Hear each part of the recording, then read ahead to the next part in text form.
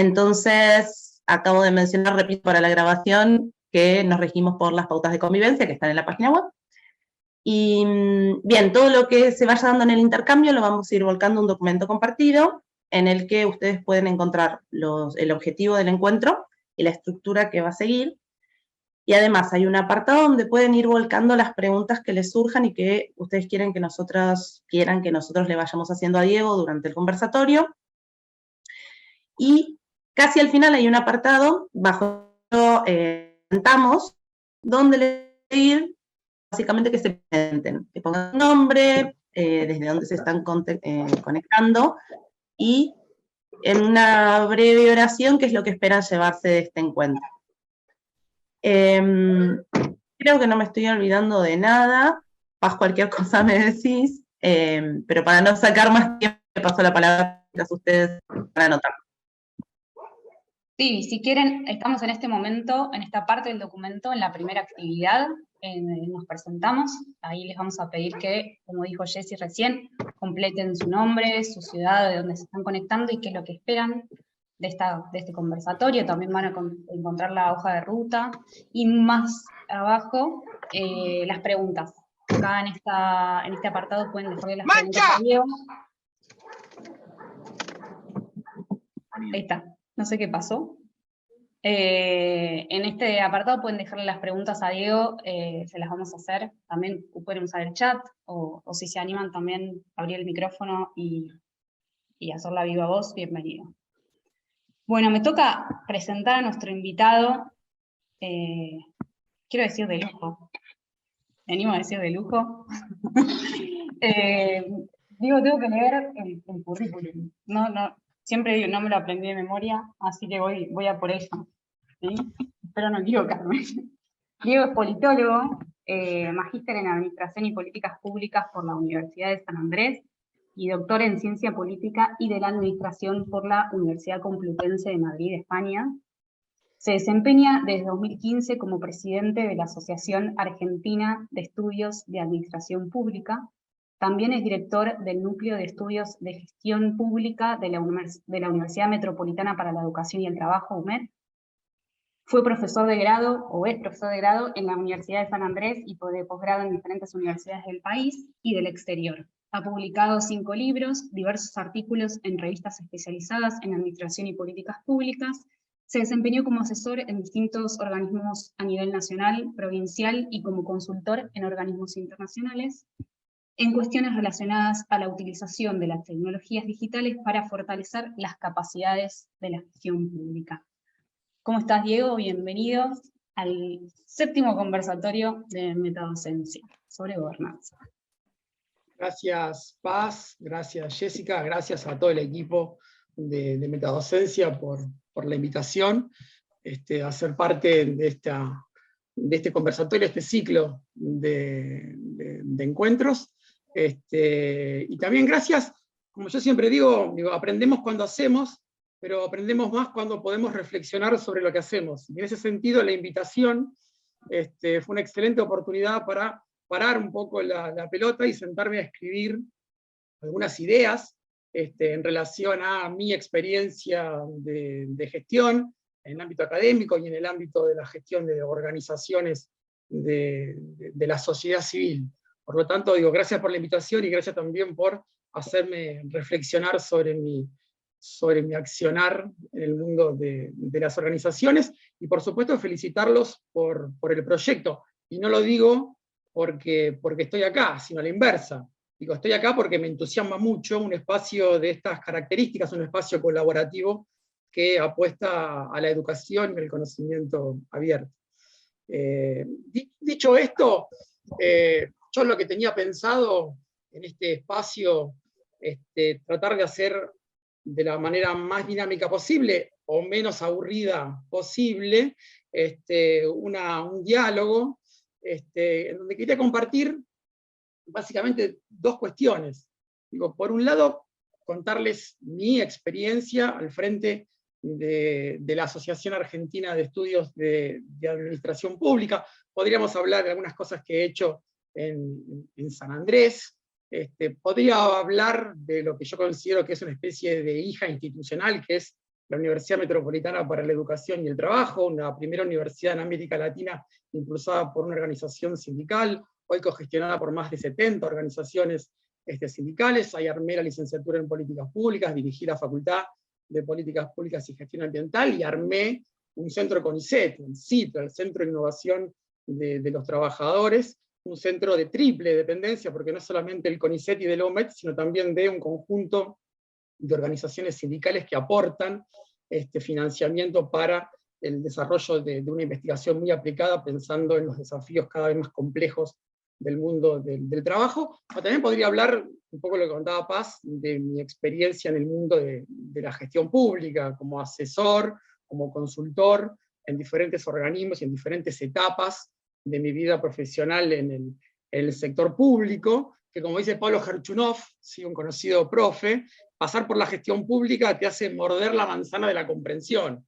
¿Sí? Digo, pasar por la gestión me parece que mata la soberbia y te vuelve más comprensivo y más compasivo, y me parece que es un desafío enorme, en donde el principal recurso crítico es el tiempo, y en donde esa tensión entre política y administración es sumamente compleja y sumamente apasionante.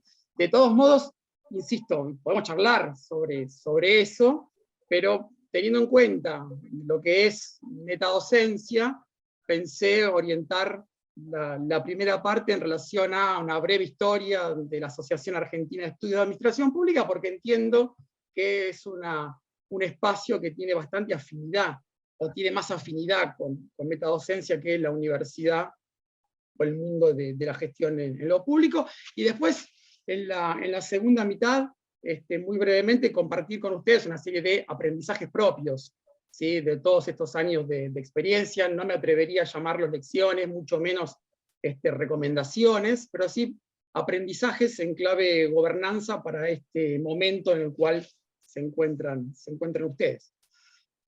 Así que si les parece, les comento brevemente la experiencia de... Sí. ¿Puedo hacerte la primera pregunta? A ver, dale. Que antes de que arranques, porque el planteo Sí. está perfecto.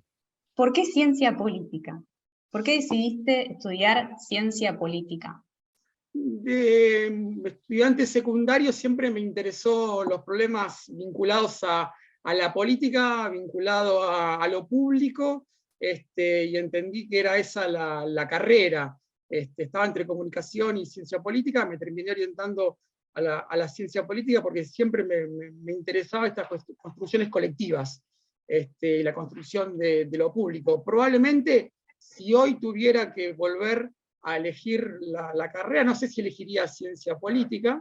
De hecho, me defino como un politólogo asintomático, porque no me he dedicado a trabajar los temas tradicionales de la ciencia política, partidos políticos, sistemas electorales, regímenes de gobierno, etcétera, sino que me dediqué a cuestiones más de la gestión pública, que de manera semicasual al final de mi carrera me los encontré, porque iba para el lado de opinión pública, porque trataba de encontrar cosas que tuvieran cierto impacto en la vida concreta, y la terminé encontrando en un seminario de análisis de políticas públicas de alguien que vos conocés, Paz, que es Guillermo Schoenheim, y me fui orientando para ese mundo de la gestión pública. Estoy entre la ciencia política y la administración. De hecho, mi doctorado es un doctorado en ciencia política y de la administración. Y la maestría que hice en San Andrés es una maestría en administración y políticas públicas, en donde, si bien hay un enfoque de ciencia política, hay un diálogo muy fuerte con el ámbito de la administración, y me paro entre la ciencia política y la administración. Y quizás si hoy tuviera que empezar una carrera, y lo hablamos el otro día con un colega y amigo de San Andrés, Diego Reynoso, probablemente lo conozcan, quizás ciencias del comportamiento sería una carrera que hoy estudiaría, porque fui aprendiendo que no somos tan racionales al momento de tomar decisiones como muchas veces la mayor parte de la literatura nos lo dice, esta relación costo-beneficio, cálculos, seleccionar alternativas, información, etcétera, sino que somos más o menos Simpson de lo que creemos en nuestro proceso de toma de decisiones. De hecho, yo a mis estudiantes les digo, menos señor Spock, ¿sí? Y más o menos Simpson al momento de pensar cómo es el proceso de toma de decisiones de las personas dentro de las organizaciones. Así que digo, un poco por eso ciencia política, y un poco por eso soy politólogo asintomático, si se quiere. Fantástico. Ahora sí, contanos sobre la asociación esta que presidís desde 2015. Particularmente nos interesa ver cómo está constituida, cómo toman las decisiones, cómo es la gobernanza, cómo se organizan, a qué se dedican. Un montón de preguntas. Sí, la Asociación Argentina de Estudios de Administración Pública, la AEAP, es una organización de la sociedad civil que tiene 22 años de existencia y que yo la defino como un espacio que se orienta a la construcción de puentes. A la construcción de puentes entre distintos actores, entre distintos colectivos que no siempre se juntan en la misma mesa y que no tienen el diálogo que por lo menos nosotros creemos que debieran tener. Fundamentalmente el mundo de la academia y el mundo de la gestión pública, de los funcionarios, pero también el mundo de la política y el mundo sindical, o el mundo de otras organizaciones de la sociedad civil que también interactúan o están relacionadas con lo público. Y en ese proceso de construcción de puentes, que ya lleva 22 años, yo soy miembro fundador de la asociación, lo que buscamos es generar debates, intercambiar ideas, intercambiar información, conocimiento, y también generar y reforzar vínculos entre académicos y entre funcionarios públicos que tienen como eje el fortalecimiento de las capacidades estatales, lo que yo llamo la cocina del Estado, ¿sí? Lo que es invisible para los ciudadanos. A mí me gusta mucho utilizar la metáfora del iceberg, en donde hay una parte visible, que serían las políticas públicas, ¿sí? Pero la parte invisible, la parte sumergida, que es entre 6 y 8 veces más grande, y que explica lo que se ve, los ciudadanos no lo ven, que tiene que ver con cuestiones muy gruesas y muy importantes, vinculadas al empleo público, vinculadas a los desafíos de la coordinación en el marco de la heterogeneidad del Estado, la planificación, la transparencia, en fin, el presupuesto, la comunicación, un montón de cuestiones que son centrales para el fortalecimiento de las capacidades estatales y para la calidad de los bienes y servicios públicos que presta el Estado a través de las políticas. En estas 2 décadas que llevamos este proceso de construcción de puentes, desarrollamos múltiples actividades. Una de ellas, que fue la que organizamos hace un par de semanas atrás, en donde Paz, vos participaste, es la organización de congresos. De hecho, este fue nuestro 10º congreso. Esta vez lo hicimos en forma conjunta con la Facultad de Ciencias Económicas de la Universidad Nacional de La Plata.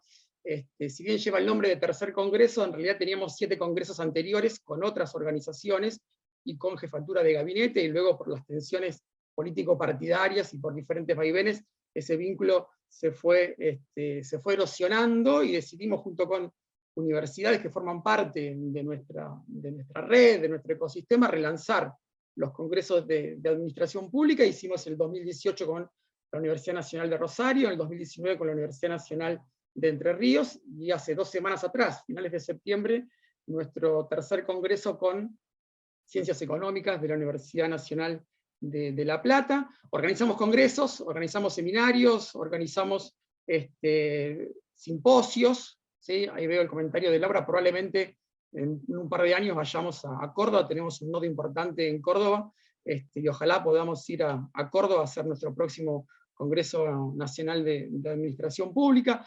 A fin de mes, en el marco del Congreso de la Democracia, tenemos nuestro 5º simposio de Administración Pública. Que hicimos ahora lo hicimos en formato híbrido, con todos los desafíos de la hibridez, pero me parece que es por donde debiera pasar la cuestión, después de todos los aprendizajes que hemos tenido en el marco de la pandemia. Y además de organizar congresos, seminarios, charlas y simposios, tenemos publicaciones, tenemos 7 libros, vamos por el 8º, elaboramos documentos, tratamos de tomar la palabra y posicionarnos en el debate público, haciendo una especie de activismo en este tipo de cuestiones.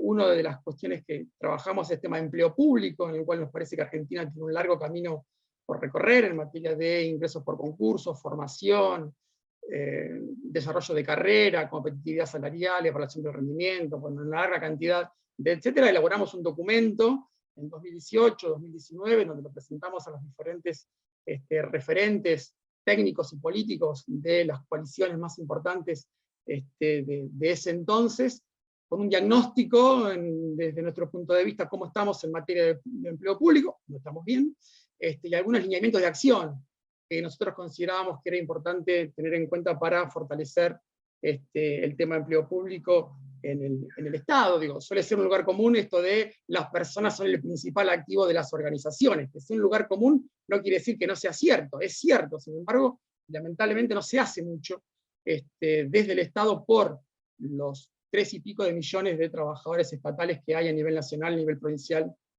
y nivel municipal. Tenemos una red de carreras de administración pública, de grado y de posgrado, en donde articulamos diferentes planes de estudio, concursos, en fin, digo, generamos trabajos monográficos o concursos de trabajo monográfico para los estudiantes de grado, publicaciones, en fin, digo, tenemos diferentes actividades con esta idea de construir puentes entre diferentes actores que, como decía anteriormente, no se sientan muchas veces en la misma mesa. Trabajamos mucho en red con otras organizaciones públicas y con organizaciones de la sociedad civil. El principal sostén económico de la asociación tiene que ver con el aporte que hacen los socios a través de una membresía anual. Hoy tenemos cerca de 400 socios, en donde tratamos desde la conducción de la asociación que pertenecer tenga sus beneficios, que pertenecer tenga sus privilegios. Por eso armamos publicaciones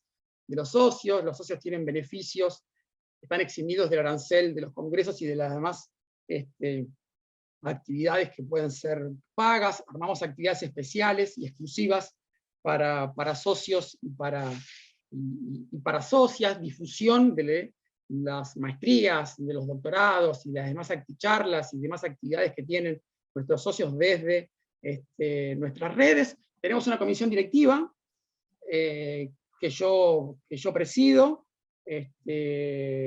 compuesta por vicepresidentes, secretarios, vocales, comisión revisora de cuentas. Tenemos todos los papeles al día en la Inspección General de Justicia, cosa que no es menor. Presentamos balances, asambleas ordinarias, asambleas extraordinarias, actas, y en ese sentido tenemos bastante ordenada nuestra propia cocina, ¿no? Nuestra parte sumergida del iceberg, y eso es un desafío, la verdad que muy, muy importante, y que también explica la calidad con la que tratamos de hacer las cosas que hacemos. Hemos tratado de sobrevolar, creo que lo hemos hecho bastante bien, las tensiones político-partidarias que hay hoy en el mundo de la gestión pública. La EAP, y yo la verdad que me siento muy insatisfecho con que sea una organización de carácter plural. Si bien obviamente todos tenemos nuestra mirada en relación a los procesos políticos, económicos y sociales de estos tiempos, hacemos un esfuerzo muy importante para que todos los que creemos que tengan que estar y quieran estar, independientemente de su mirada, se paran en el centro, del centro para la derecha, del centro para la izquierda, estén en la asociación y se sientan representados y contenidos por la asociación. Y por supuesto, también tenemos nuestros desafíos, ¿sí? Un desafío importante tiene que ver con el crecimiento desde una perspectiva federal. Y en ese sentido, la pandemia fue una oportunidad que aprovechamos porque pudimos crecer no solamente desde el punto de vista cuantitativo, en cantidad de socios, sino que crecimos con una mirada muy, muy federal.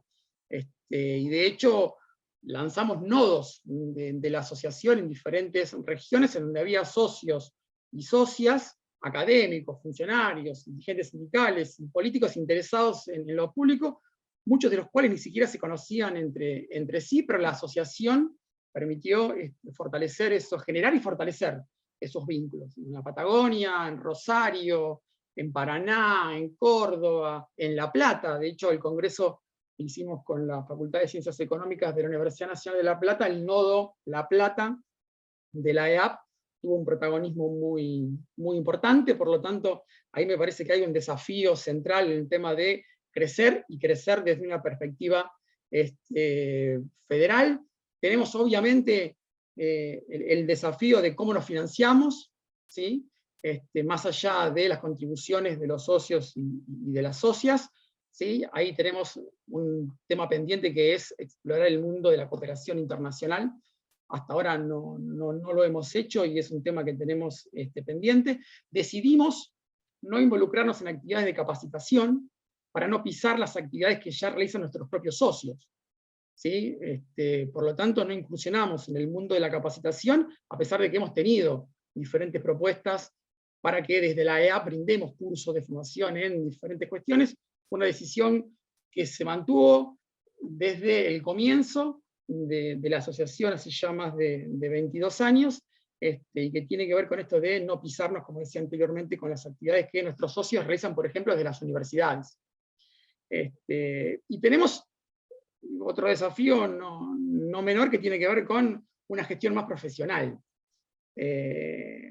Más allá de todo el esfuerzo del voluntariado y de las 3 o 4 personas que están rentadas en la asociación, el desafío que suele tener el mundo heterogéneo de las organizaciones sin fines de lucro, que es justamente profesionalizar su modelo de gestión, y después, por supuesto, el desafío de la sucesión. Mi mandato se termina a finales del 2023, y en ese sentido armamos una comisión directiva pensando justamente en la sucesión. ¿Sí? Tenemos 3 o 4 personas que tranquilamente podrían ocupar roles de conducción en el futuro, y eso tiene que ver con un recambio generacional, y eso tiene que ver con procesos naturales de una organización que lleva un buen tiempo en esta cuestión. Como yo siempre digo en las asambleas ordinarias y extraordinarias, y en las reuniones de comisión directiva, hicimos mucho, y cuanto uno más hace, más ve todo lo que queda por hacer. Pero la verdad que estamos bastante contentos, aunque por supuesto no estamos exentos ni de errores, y mucho menos de desafíos, tal y como les mencionaba anteriormente. Diego, te puedo preguntar, ¿cómo toman las decisiones en este cuerpo que mencionás, en esta comisión directiva? O quizá también, ¿cómo es esta sucesión de la que contás? ¿Qué va a pasar cuando termine tu mandato? ¿Cómo se va a elegir la nueva persona que presida la organización? Sí, tratamos de ser lo más transparentes posibles. Nosotros, los 15 integrantes de la comisión directiva, tenemos reuniones mensuales. Cada reunión mensual tiene un acta, esa acta se difunde entre los socios y las socias. Cuando convocamos a asamblea ordinaria o extraordinaria, el balance anual, por ejemplo, se difunde entre los asociados, y por ese camino transitamos. Por supuesto, siempre hay más afinidad entre un grupo que con otro. Hasta ahora hemos resuelto las tensiones inevitables que implica gestionar una organización de estas características de manera muy, muy razonable, muy civilizada. El mundo de la administración y las políticas públicas no es un mundo tan grande, nos conocemos mucho, y afortunadamente los lazos personales que hemos ido construyendo han permitido navegar diferentes etapas, y también, y sobre todo, navegar diferentes relaciones con los diferentes gobiernos. Y hemos tratado de salir de las etiquetas, todo un desafío, ¿no? En este mundo donde si no estás a un lado, estás en el otro, y en realidad no queremos estar en ningún lado ni en el otro, sino queremos transitar por otros carriles, y eso hace que muchas veces te miren con cierta desconfianza. Los gobiernos después vamos construyendo, y esa relación con los gobiernos se va limando, pero no tenemos tampoco ninguna dependencia de ningún gobierno, no recibimos financiamiento de los gobiernos, si bien hemos hecho actividades en conjunto, y siempre tratamos de equilibrar, por un lado, que todas nuestras actividades, congresos, seminarios, charlas, conferencias, conversatorios, tenga un mix entre academia, gestión, y por otro lado que tenga un mix entre gente que se siente más identificada con una coalición y gente que se siente más identificada con otra coalición. Igual en estos temas tenemos una ventaja, que no es menor. Yo creo que la gran parte de los que estamos acá, independientemente si estamos más identificados con una coalición o más con otra coalición, todos consideramos que hay un enorme déficit en materia de gestión del aparato estatal, que hay muchísimo por hacer, y todos más o menos estamos de acuerdo en por dónde hay que hacerlo, ¿sí? O cuáles son los temas de la agenda orientada al fortalecimiento del Estado.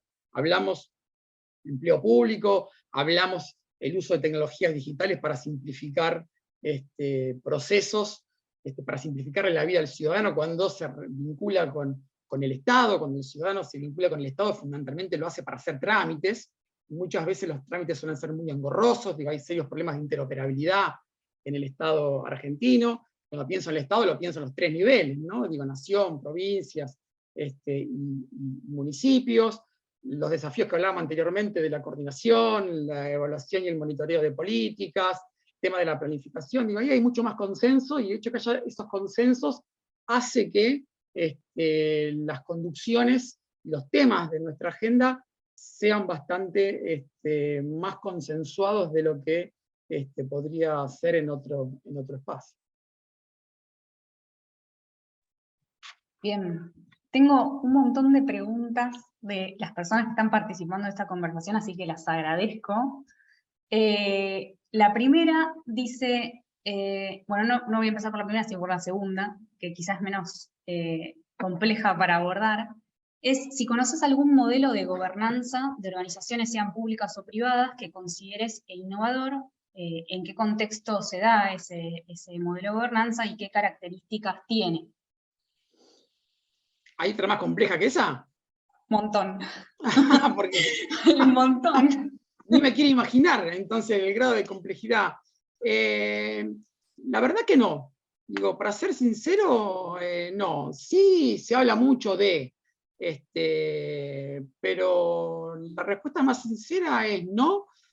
Y la verdad es que no nos hemos tomado mucho tiempo en hacer esto que están haciendo ustedes, que me parece sumamente valioso, identificar experiencias y poder conversar con diferentes personas que están vinculadas al mundo de la gestión de las organizaciones. Digo, sí he conversado, por ejemplo, con el profesor en San Andrés, especializado en temas de organizaciones sin fines de lucro, digo, y le he pedido bibliografía, y me he metido en algún que otro curso para tratar de chusmear por dónde va o por dónde suelen ir las cosas. La verdad que no he encontrado nada como para decir, esto va por acá. Yo además, en ese sentido, soy bastante cuidadoso. Me parece que es importante identificar experiencias, y eso es parte del debe. Tan importante como identificar experiencias, me parece que es contextualizar esas experiencias, porque se dan en determinados contextos muy particulares, y muchas veces en el mundo de la gestión de las organizaciones lo que encontramos es esta copia crítica, y pensar que porque funcionó lo pienso en clave sector público, porque funcionó en Estonia, digo Estonia porque ahora estamos todos con el modelo de Estonia, hace algunos años con Finlandia, ahora volvemos con el tema de Estonia, porque funcionó en Estonia, va a funcionar en Argentina, y ahí tenemos identidad digital soberana, X-Road, blockchain.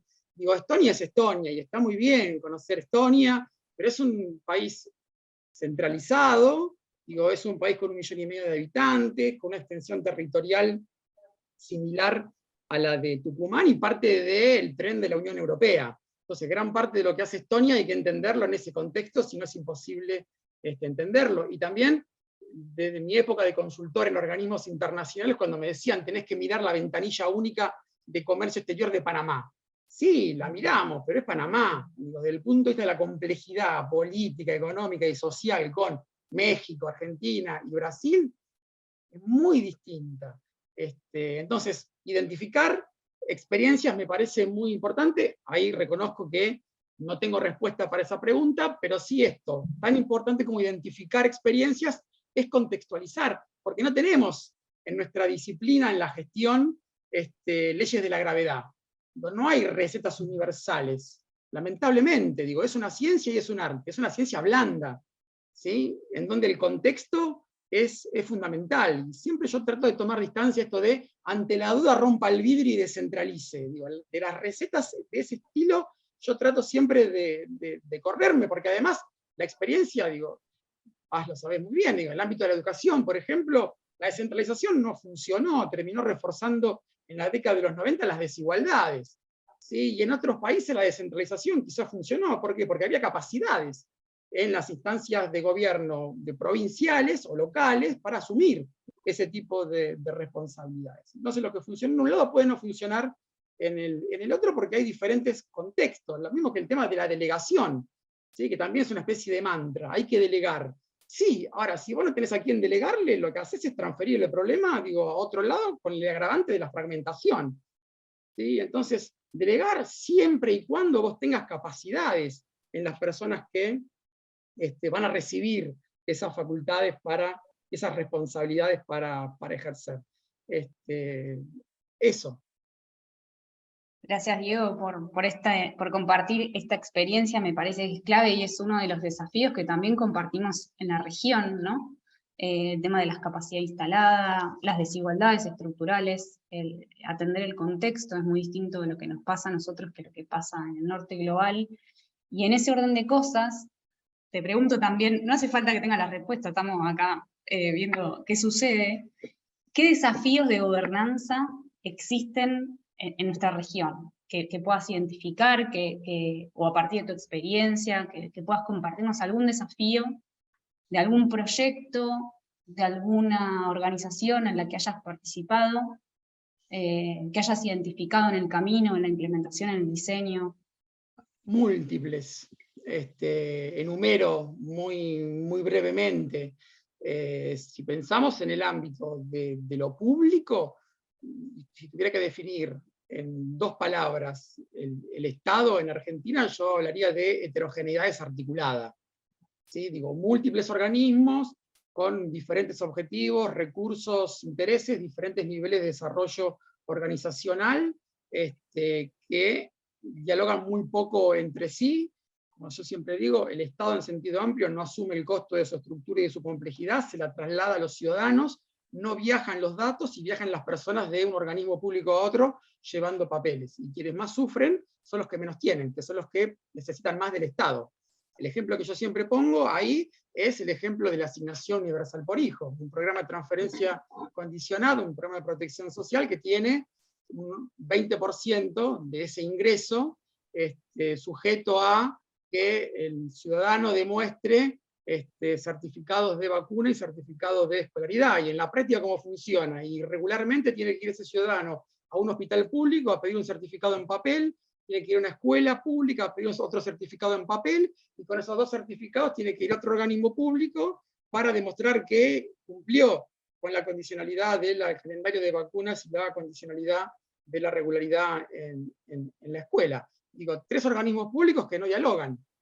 Es verdad, son de diferentes niveles de gobierno, pero en última instancia al ciudadano le importa poco y nada si ese es un problema provincial, nacional o local, y si están peleados el ministro con no sé quién. Entonces, digo, la heterogeneidad desarticulada es un enorme desafío que hay en el sector público. Y no viajan, como decía anteriormente, digo, no viajan los datos, sino que viajan las personas que son una especie de cadetes del Estado. Y eso me parece que es un problema grave que tiene el Estado, y tiene un actor central, que es la jefatura de gabinete, que es una especie de director de orquesta, ¿no? El director de orquesta no toca ningún instrumento, pero lo que tiene que hacer es coordinar, nada más ni nada menos. Entonces el desafío de la coordinación para este tipo de espacios tan grandes, colectivos tan grandes como es el Estado, me parece que es central. Por ahí si bajamos el nivel y no pensamos tanto en clave estatal y más organizaciones de la sociedad civil, digo, de la experiencia de la asociación y la experiencia de otras organizaciones con las cuales la asociación dialoga, a mí me parece que es muy importante esta idea de futuro, construir una idea de futuro. Yo no la llamaría pomposamente planificación estratégica, pero sí tener una idea hacia dónde más o menos queremos ir, ¿sí? Y en función de eso, elaborar buenos diagnósticos. Y cuando pensamos en elaborar buenos diagnósticos, no es solamente qué tenemos que cambiar, qué tenemos que corregir, qué tenemos que dejar de hacer, sino también, sobre todo en organizaciones que ya tienen cierta trayectoria, cuáles son las fortalezas, qué tenemos que mantener.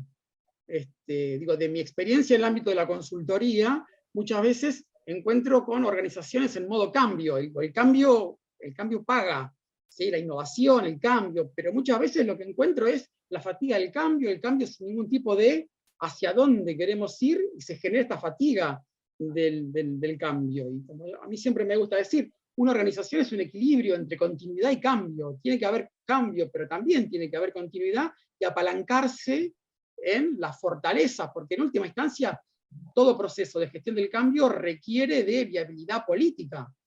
Se ve con mucha claridad en el Estado, ¿no? Donde hay horizontes temporales muy cortos para tratar de generar transformaciones que sean sustantivas. En ese sentido, me parece que no hay que fatigar, no hay que estresar a la gente poniéndola en modo cambio, construir buenos diagnósticos, pensar hacia dónde se va, esto de identificar y contextualizar experiencias que hablábamos anteriormente, la importancia de la implementación, y esto vale, me parece, para el ámbito universitario, para el ámbito de la gestión de organizaciones de la sociedad civil, para el ámbito de lo público.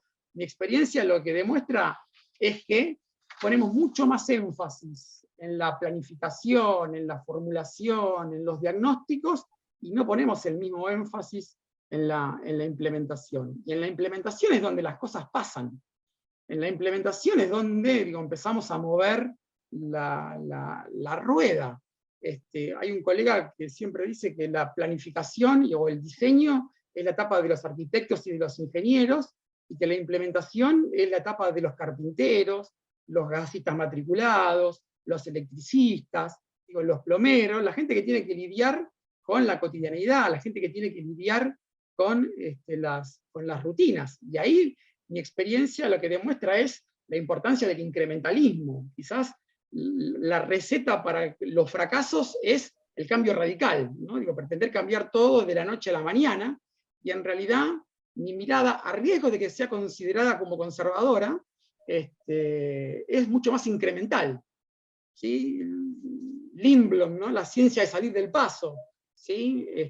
Tratar de avanzar de manera gradual para generar cambios que sean más sustentables a través del tiempo. Tenemos, por supuesto, también el desafío de la transparencia y de la rendición de cuentas, que es clave para construir confianza en las organizaciones. La construcción de equipos de trabajo.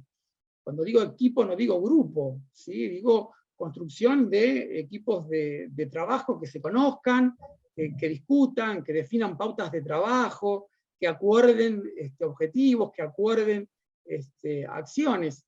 Quizás lo poco que hemos hecho en la asociación se basó justamente en el armado de equipos. El congreso que acaba de terminar, teníamos 4 o 5 equipos vinculados al mundo del administrativo, por ejemplo, equipos de tecnología, equipo armado de paneles, de actividades complementarias, el equipo de logística de las aulas, y lo que nos falta es construcción de equipos, equipo de comunicación, equipo que hablamos anteriormente de cooperación internacional, equipos de nuevos proyectos.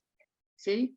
Yo siempre digo, y es algo muy, muy habitual, por lo menos en mi experiencia, cazamos en el zoológico, tenemos que atrevernos a hablar con otras comunidades.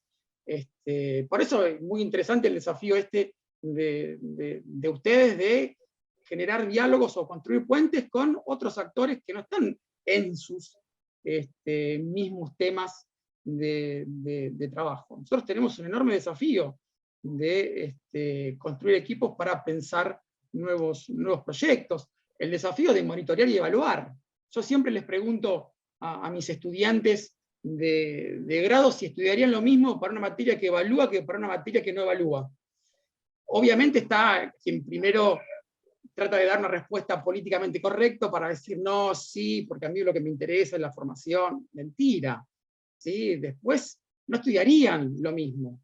Y no estudiarían lo mismo tampoco para una materia que califica aprobado o desaprobado que para una materia que califica de 0 a 10, porque una distingue el esfuerzo y otra no se distingue el esfuerzo. Lo que quiero mostrar es la importancia del monitoreo y de la evaluación, cómo afecta el comportamiento de las personas y el comportamiento de los programas. Entonces me parece muy importante evaluar, me parece muy importante monitorear, pero tampoco pasarnos de rosca, ¿sí? Porque también lo que he encontrado es este riesgo de no medir lo que hacemos, sino hacer lo que medimos. ¿Sí? Aparecen los tableros de comando, los semáforos, en donde una multiplicidad de indicadores y terminamos haciendo lo que nos dice el semáforo y perdemos de vista los objetivos. Pasa mucho en el campo de la tecnología. ¿Sí? Muchas veces no usamos la tecnología para hacer cosas, sino que hacemos cosas para usar la tecnología, ¿no? Esto de poner el carro delante de los caballos, y eso me parece que es un desafío de gobernanza que no es menor. Aparece el tema de la negociación, en fin, la construcción de acuerdos, de consenso, que se discutió mucho en las diferentes charlas de este ciclo. Y el último desafío, me callo la boca, no tiene buena prensa, que es esto de construir narrativas, construir relatos. La palabra relato no tiene buena fama, es sinónimo de verso, zaraza, es sinónimo de contar buenas noticias, o es sinónimo de mentir. Para mí construir narrativas es importante para dar sentido a las acciones. De vuelta, focalizar, organizar la acción. Creo que todo espacio colectivo necesita de narrativas que nos digan de dónde venimos, dónde estamos, hacia dónde queremos ir, cómo podemos llegar, cuáles son los principales desafíos. Creo que eso es un desafío central para gestionar organizaciones. Clarísimo, Diego.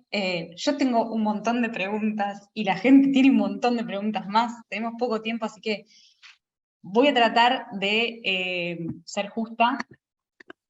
Sin embargo, necesito hacerte una pregunta de gobernanza y tecnología, porque hay una analogía que haces que me encanta, que tiene que ver con la tecnología y los cantos de sirena, que decís que la tecnología se parece un poco a los cantos de sirena porque discutís un poco con esta función mágica que se le atribuye a la tecnología como solucionadora, universal y que resuelve todos los problemas, ¿no? Aún más en tiempos digitales. ¿Querés contarnos más sobre esa analogía que haces? Sí, un poco va en esta línea, ¿no? De no poner el carro delante del caballo.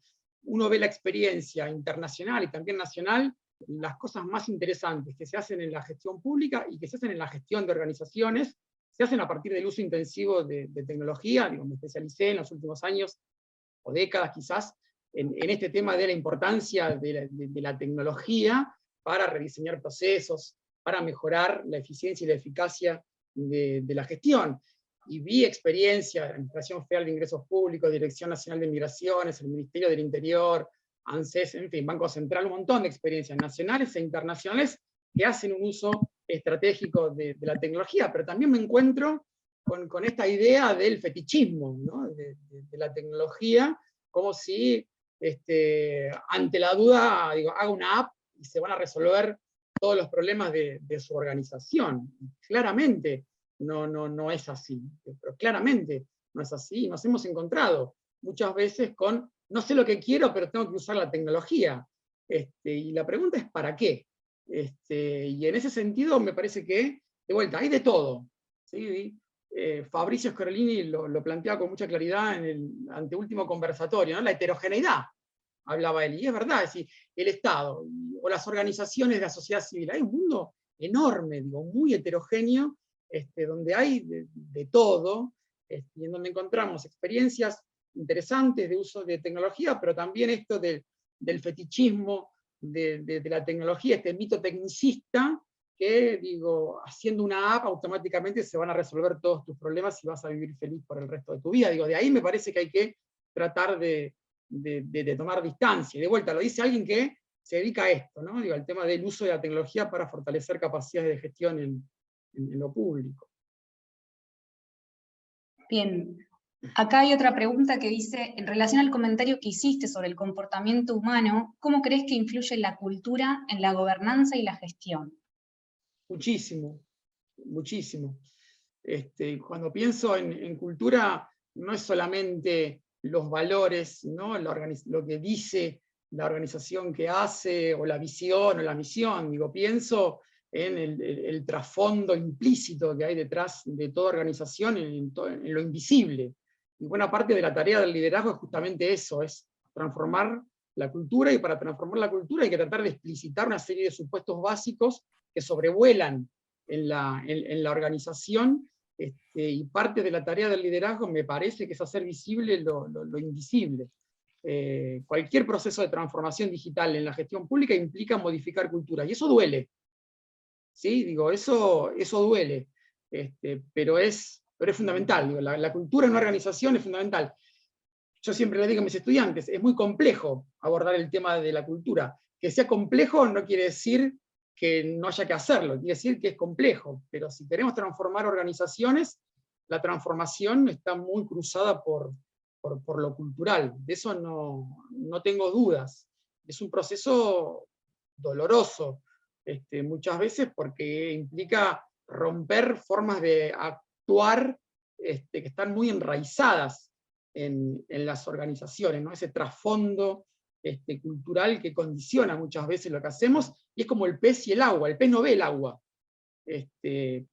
Para nosotros la cultura es eso, no la vemos, pero está todo el tiempo condicionando lo que hacemos, lo que decimos y cómo nos comportamos en las organizaciones. Es mucho más fácil cambiar la visión y la misión, ¿no? De la página web y ya está, pero eso no es cambio cultural. El cambio cultural es mucho más profundo. Absolutamente, y en eso estamos, en este proceso que arrancamos ya hace un montón de tiempo atrás, que implica también ponernos de acuerdo, discutir, debatir, juntarnos, reunirnos hasta cualquier hora. De hecho, hoy estábamos contando la cantidad de actividades que hicimos en este marco, y vamos como 23 actividades para pensar la gobernanza y metadocencia, así que está llevando su tiempo, pero va a dar sus frutos también.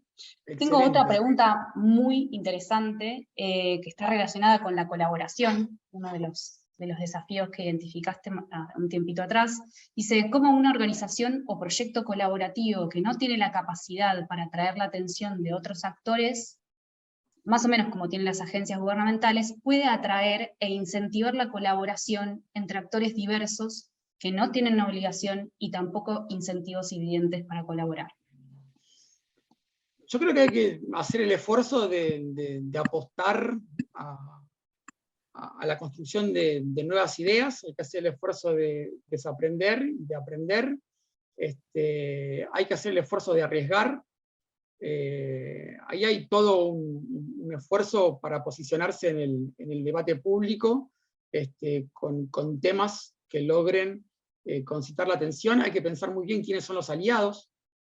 Nosotros, por ejemplo, claramente eso no lo tenemos trabajado ni de casualidad, pero yo soy de la idea, por ejemplo, de traer a periodistas a este tipo de debates en términos de la cocina del Estado. Nosotros con periodistas no hacemos casi nada, o hacemos muy poco en relación a todo lo que podríamos hacer. Siempre decimos, pensamos en un listado de periodistas que nos ayuden a dar visibilidad a las cosas que hacemos, pero eso siempre termina quedando tapado por otro tipo de cuestiones. Pero pensar y definir quiénes son los aliados para darle visibilidad a este tipo de proyectos, para mí es central. Insisto, desde la asociación no lo hemos hecho. Otras organizaciones lo hacen muy bien, ¿sí? Lo hacen muy bien, las que todos conocemos, del mundo de la sociedad civil, lo hacen muy bien, y hay mucho para aprender en ese sentido.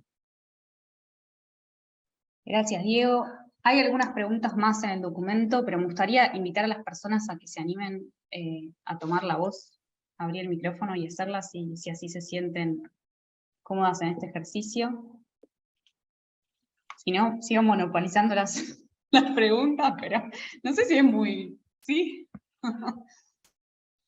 ¿Se animan? Bueno, voy con otra pregunta. Si no, es la última pregunta. Es la última pregunta, porque se nos pasó esta hora volando, por lo menos a mí. Gracias por estar de otro lado. Y vamos con esta. ¿Qué recomendaciones o aprendizajes tenés para hacer gobernanza participativa usando tecnologías, con grupos de distintas generaciones, contextos de alfabetización digital? A ver, el tema de la participación es un tema muy interesante.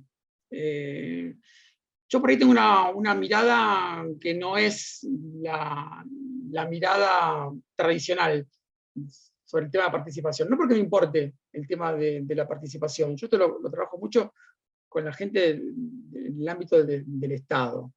Creo que está sobrevalorada la participación, lo cual, me atajo, no quiere decir que no es importante, quiere decir que está sobrevalorada muchas veces, y pensamos que automáticamente abrir la participación va a resolver también todos los problemas. Hay una especie de superioridad moral de la participación frente a la representación, por ejemplo.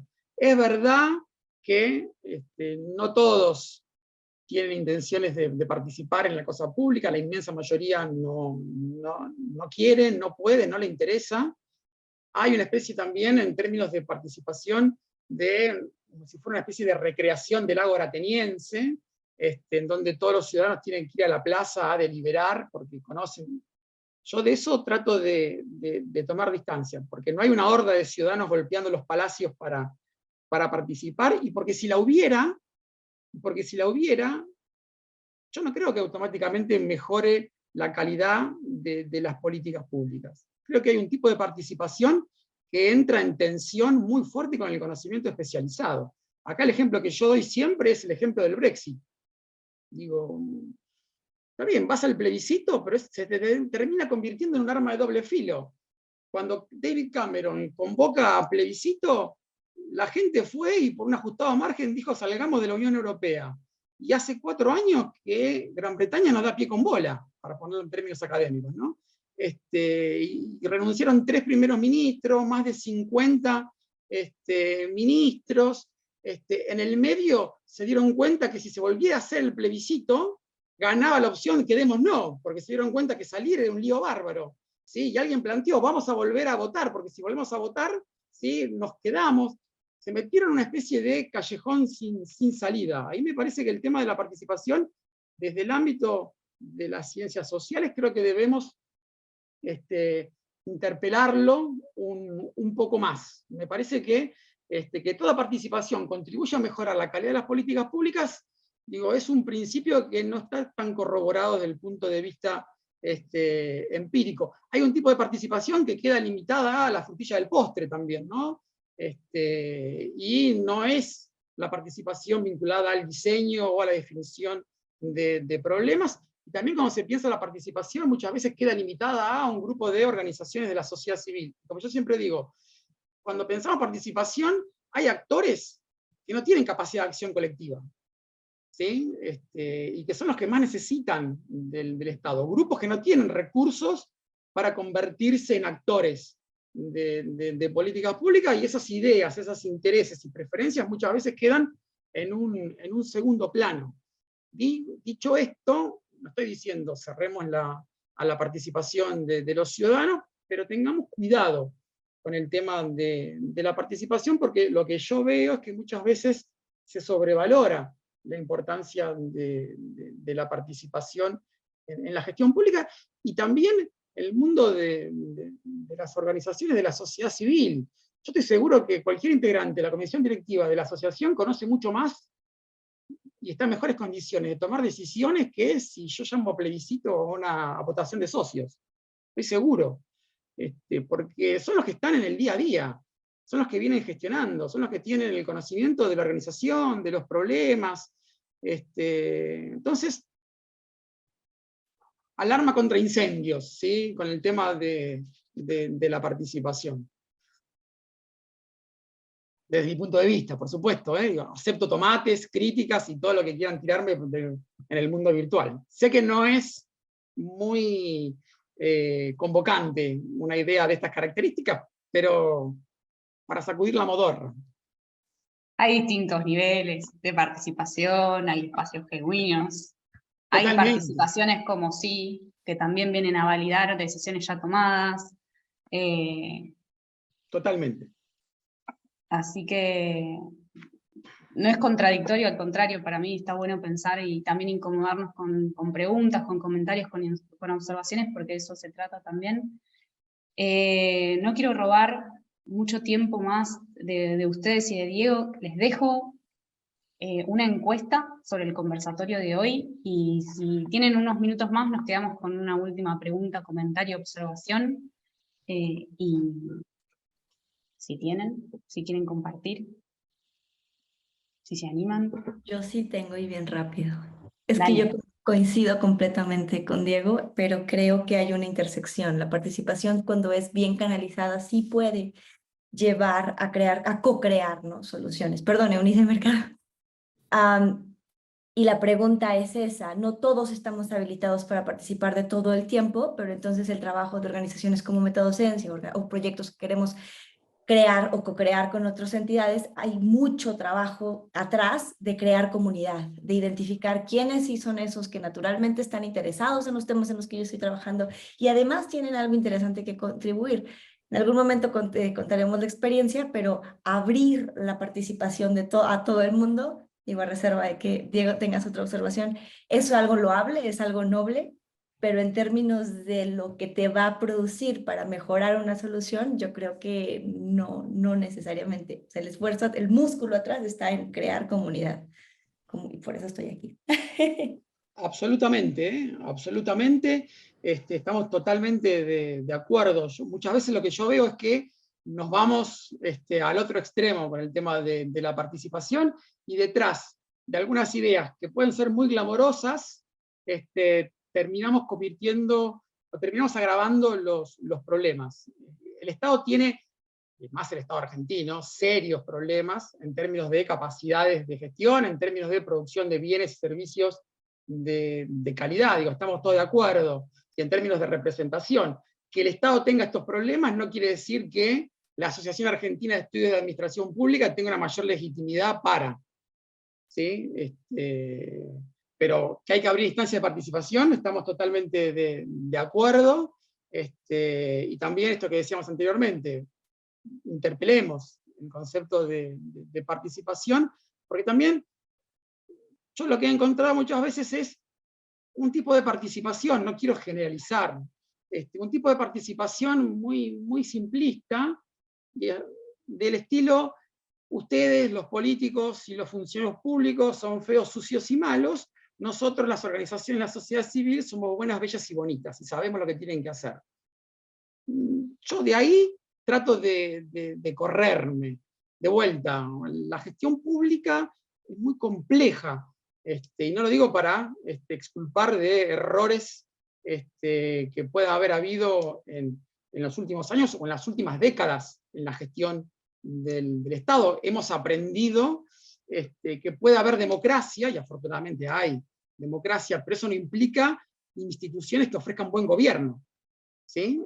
Y lo aprendimos a base de errores, ¿sí? Para los que tenemos cierta edad, seguramente recordaremos la famosa frase de Alfonsín: con la democracia se come, se cura y se educa. Digo, esa frase me parece que representaba muy bien el espíritu de la época de las élites dirigenciales, ¿sí? Bien, la democracia, tenemos buen gobierno, aprendimos a fuerza de golpes en América Latina, pero en particular en Argentina, ¿sí? 89, 90, 2001, 2002, esto y lo anterior, digo, aprendimos que puede haber democracia, y que afortunadamente hay democracia, pero que eso no implica instituciones que ofrezcan un buen gobierno, y que para instituciones que ofrezcan un buen gobierno, me parece que hay que trabajar mucho más la cocina del Estado, y la cocina de las organizaciones en general.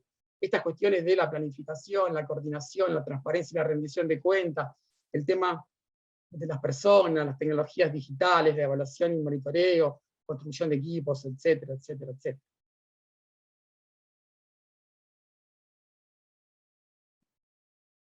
¿Tenemos alguna pregunta o comentario más? Si no, podemos dar por culminado.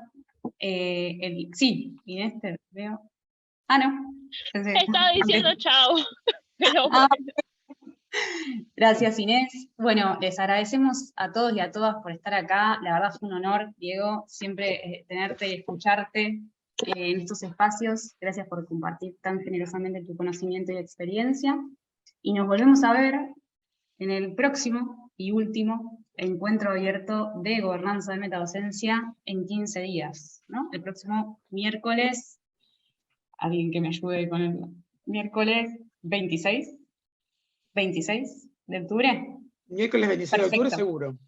Miércoles 26 de octubre nos volvemos a ver para cerrar entonces sí el ciclo de encuentros de gobernanza y metadocencia. Gracias a todas y todos por estar del otro lado. Nos vemos. Muchísimas gracias a Adiós. ustedes. Gracias, Diego.